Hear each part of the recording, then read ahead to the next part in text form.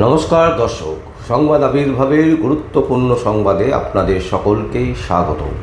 আমরা প্রত্যেক দিনের মতন আজকেও একটি বিশেষ এবং গুরুত্বপূর্ণ সংবাদ আপনাদের সামনে তুলে ধরব। দর্শক, আমরা যেটা দেখছিলাম যে সিপিএমের বিভিন্ন মিটিং মিছিলে বেশ ভালোই কিন্তু লোকজন হচ্ছে এবং কলকাতায় সেই রকম কিন্তু মিটিং মিছিলে লোক হয়েছে বলে আমাদের জানা নেই, তবে বেশিরভাগই হচ্ছে শহরতলিতে। আমরা গতকাল যেটা দেখলাম সেটা হচ্ছে বর্ধমানের মেমারিতে সিপিআইএমের প্রার্থী কৃষাণু ভট্টর যে মিছিল, যে জনসভা, সেই জনসভায় কিন্তু বেশ ভালো লোক হয়েছে। এবং এই লোক কোথা থেকে আসছে বা এত লোক যে জমায়েত হচ্ছে, এই লোকগুলো কি সিপিএমকে ভোট দেবে, এই প্রশ্নচিহ্ন কিন্তু বিভিন্ন মহলে দেখা দিয়েছে। আমরা এটা বলছি না যে লোকজনকে অন্য জায়গা থেকে নিয়ে আসছে, কিন্তু প্রশ্ন হচ্ছে সিপিএমের মিটিং মিছিলে কিন্তু বিশেষ করে শহরতলির যে মিটিং মিছিল, যে জনসভা, সেই সভাতে কিন্তু বেশ ভালো রকমের মানুষজনকে কিন্তু দেখা যাচ্ছে। এবং সেই সংখ্যক মানুষ যদি সত্যি সত্যি সিপিএমকে ভোট দেয়, তাহলে কিন্তু ভোটের রেজাল্টটাই কিন্তু ঘুরে যেতে পারে। কিন্তু কোনো সমীক্ষাতেই দেখা যাচ্ছে না যে সিপিএমের খুব একটা ভালো কিছু হবে এইবারের ইলেকশানে, এটা কিন্তু একেবারে স্পষ্ট। প্রত্যেকটা সমীক্ষাতেই দেখা যাচ্ছে যে খাতা হয়তো একটা আধটা খুলতে পারে, এর বেশি কিছু সিপিএম আশাই করছে না। মানে সিপিএমকে নিয়ে সাধারণ মানুষ ভাবছেই না। দর্শক, আমরা যেটা দেখাবো আজকে আপনাদের সামনে, যে গতকাল দেখলাম মেমারিতে রীতিমতো মানুষের ঢল। সেখানকার মানুষজন ভয়ে একটা আতঙ্কে ছিল তৃণমূল কংগ্রেসের দ্বারায়। তৃণমূল কংগ্রেস যে সরকার চালাচ্ছে এবং সেখানে যে যারা হচ্ছে প্রশাসনে বসে আছেন তাদের যে মনোভাব এবং তারা যেভাবে আক্রমণাত্মকভাবে বিভিন্ন পার্টির লোককে দমিয়ে রেখেছিল, সেই ভয় থেকে সিপিআইএম কিন্তু মুক্ত হয়ে তারা কিন্তু রাস্তায় নেমেছেন। আমরা দেখলাম গতকাল বিশিষ্ট রাজনীতিবিদ, রাজনৈতিক নেতা, তিনি হচ্ছেন সুজন চক্রবর্তী, তিনি উপস্থিত ছিলেন এবং তার একটা দীর্ঘ ভাষণ, অসাধারণ ভাষণ কিন্তু আমরা শুনতে পেলাম মেমারিতে। এবং কৃষাণু ভদ্র, যিনি ভোটে দাঁড়িয়েছেন মেমারিতে, তার যে অঙ্গীকার যে আমি এখান থেকে এবারে ভোটে জিতব, এই আত্মবিশ্বাস কিন্তু সত্যি ভালো লাগলো। আমরা দর্শক আপনাদের সামনে তুলে ধরছি কালকে কত মানুষ হয়েছে, সেই মানুষের একটা ভিডিও ফুটেজ এবং তার সাথে সুজন চক্রবর্তী কি বললেন সেই দৃশ্যও আমরা আপনাদের সামনে তুলে ধরছি। দেখুন দর্শক। আমাদের সহবর্তী বন্ধুরা আছেন এবং ছোট ভাই বোনেরা আছেন, এছাড়া আমাদের দোকানদার, ব্যবসায়ী, পথ পার্শ্বস্থ মানুষ, সবাইকে আমি শুভেচ্ছা জানাই।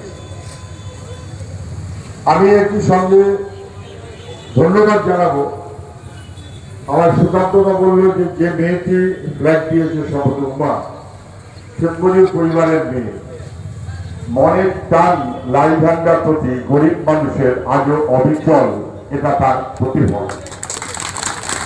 এবং আপনারা এই আশীর্বাদটা পারলে আমাদের করুন, আমাদের যেন কখনো চটকদারি মনোভাবে চলতে না হয়।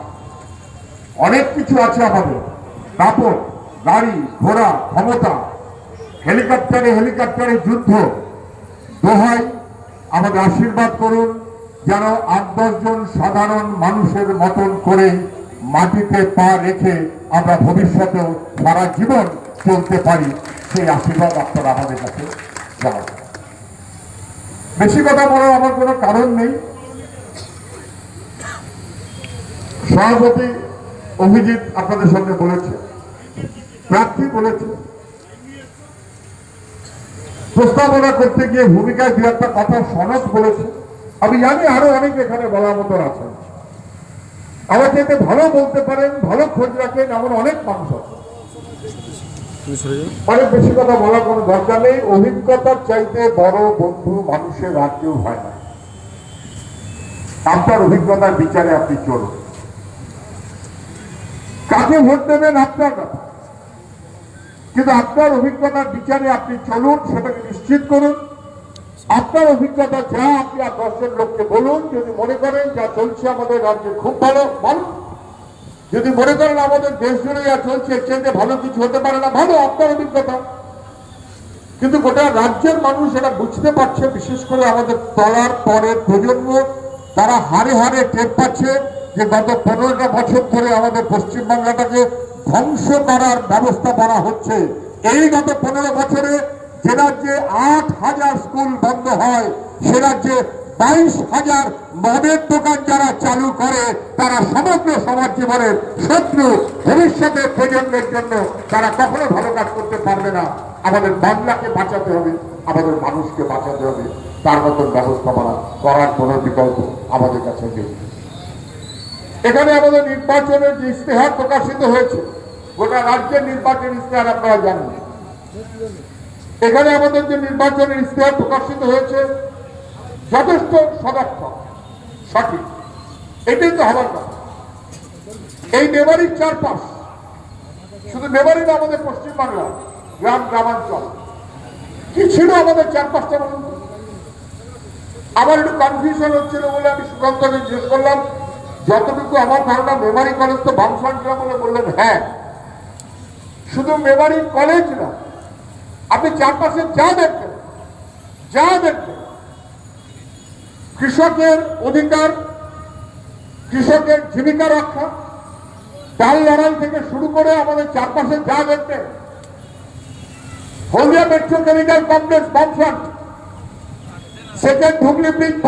দর্শক দেখলেন আপনারা, আমাদের আর বিশেষ কিছু বলার নেই। আমরা এটুকুই বলবো যে ভয় মুক্ত হয়ে মেমারিতে কিন্তু রাস্তায় নেমেছে সাধারণ মানুষ, এবং যেটা সিপিআইএমের যে জনসভা, মেমারিতে যে জনসভা, সেই জনসভা কিন্তু এক পক্ষে বলা যায় সাকসেস। এখন সেই সাকসেসটা ভোট বাক্সে কতটা সাকসেস পায় সেদিকে আমাদের অবশ্যই চোখ থাকবে, আর আপনাদের চোখ থাকুক সংবাদ আবির্ভাবের পরবর্তী খবরে। আর যদি কোনো কমেন্টস থাকে অবশ্যই আপনারা কমেন্ট বক্সে কমেন্ট করবেন। দেখতে থাকুন পরবর্তী সংবাদ আবির্ভাবে। আমার নাম বিশ্বজিৎ পাল, সংবাদ আবির্ভাবের জন্য।